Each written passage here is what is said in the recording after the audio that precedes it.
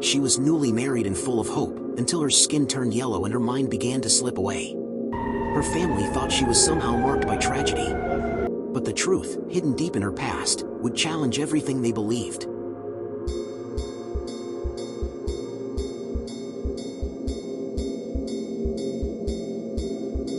Emily was 23, excited to start her new life with her husband, Ryan. They just moved into their first apartment, decorated with bright pillows and framed wedding photos.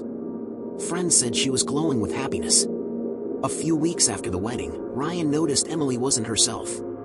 She pushed away food, saying she had no appetite.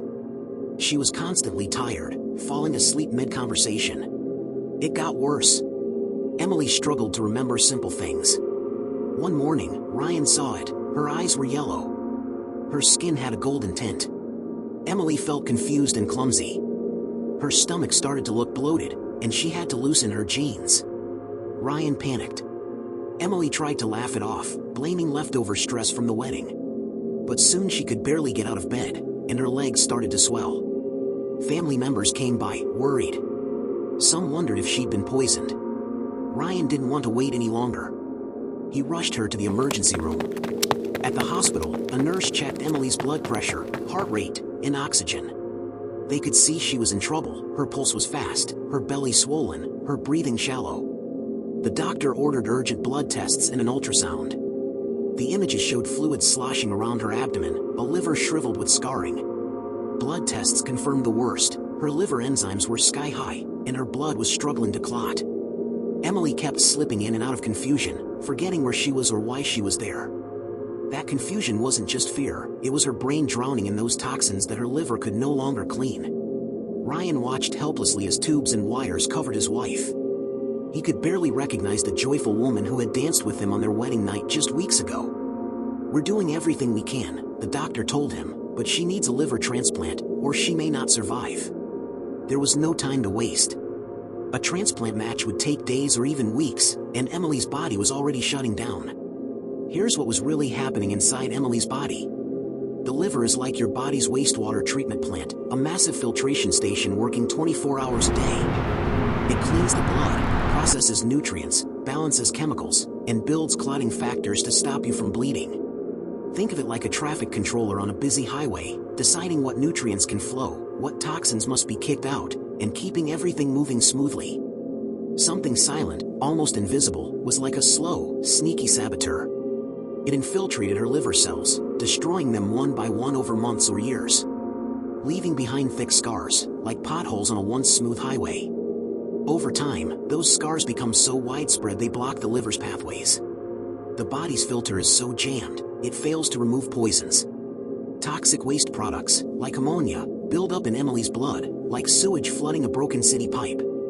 Her skin turned yellow because of a pigment called bilirubin, normally filtered out with ease, but now leaking back into her bloodstream, painting her skin gold like a poisoned sunrise.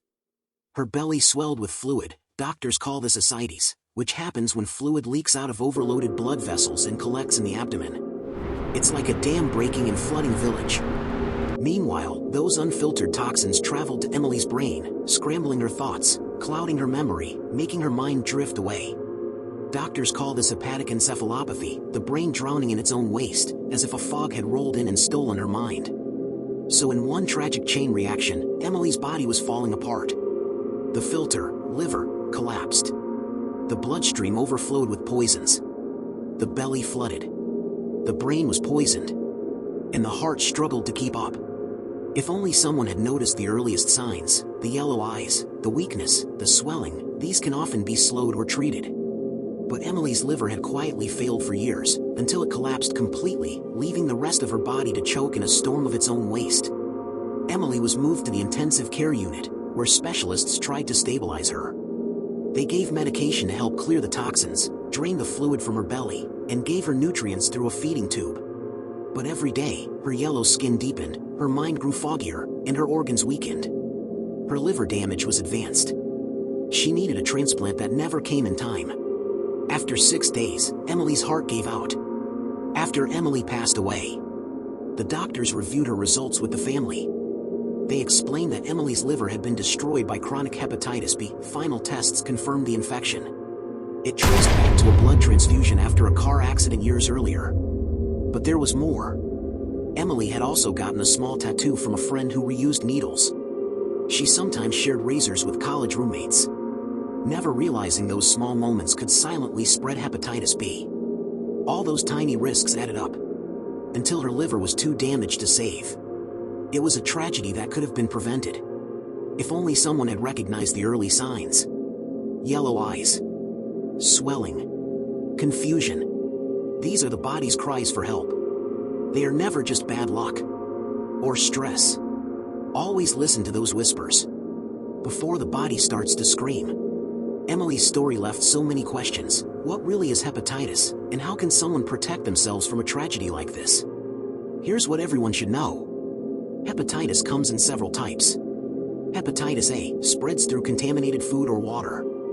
Hepatitis B, the one that struck Emily, spreads through blood, unprotected sex, shared needles, or from mother to baby.